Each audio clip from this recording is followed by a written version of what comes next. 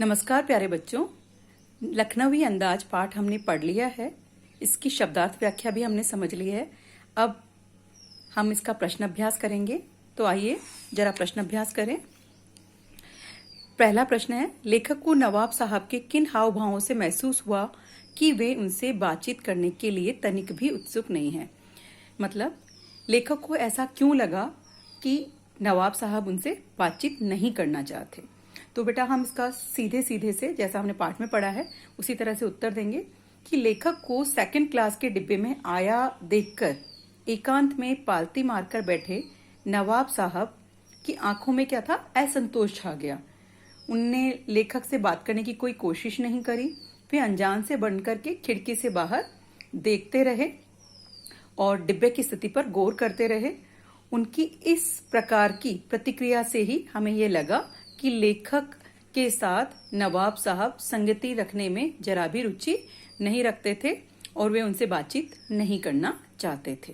प्रश्न नंबर 2, नवाब साहब ने बहुत ही यत्न से खीरा काटा, नमक मिर्च बुरका, अंततः सूंघकर ही खिड़की से बाहर फेंक दिया। उन्होंने ऐसा क्यों किया होगा? उनका ऐसा करना उनके कैसे स्वभाव को इंगित करता है? दो बातों को हमें इसमें बताना है।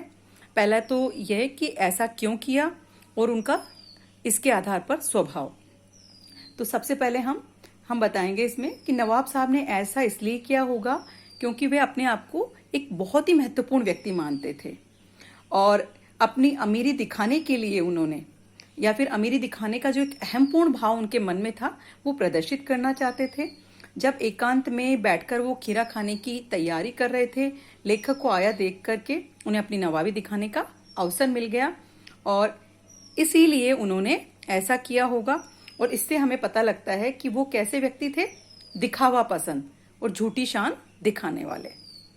प्रश्न नंबर 3, बिना विचार घटना और पात्रों की भी क्या कहानी लिखी जा सकती है? यशपाल के इस विचार से आप कहां तक सहमत हैं? तो बिल्कुल सीधा सा उत्तर है कि बिना विचार घटना या पात्रों की कहानी नहीं लिखी जा सकती, क्योंकि कहानी लिखने के लिए सभी चीजें आवश्यक होती हैं। बिना विचार के तो कहानी बन ही नहीं सकती और बिना घटना के कहानी का कथानक आगे नहीं बढ़ सकता और बिना पात्रों के कहानी कहीं नहीं जा सकती। अतः यशपाल का यह कथन एक व्यंग मात्र है और इससे ज्यादा हम इसे और कुछ कह नहीं सकते। आप इस निबंध को और क्या नाम देना चाहेंगे?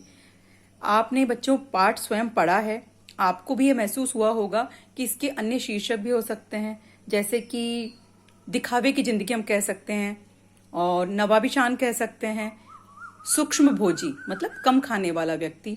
इसके अतिरिक्त भी अगर आपके मस्तिष्क में कोई ऐसा उचित सा शीर्षक आता है तो आप वो भी इस पाठ का शीर्षक दे सकते हैं। धन्यवाद।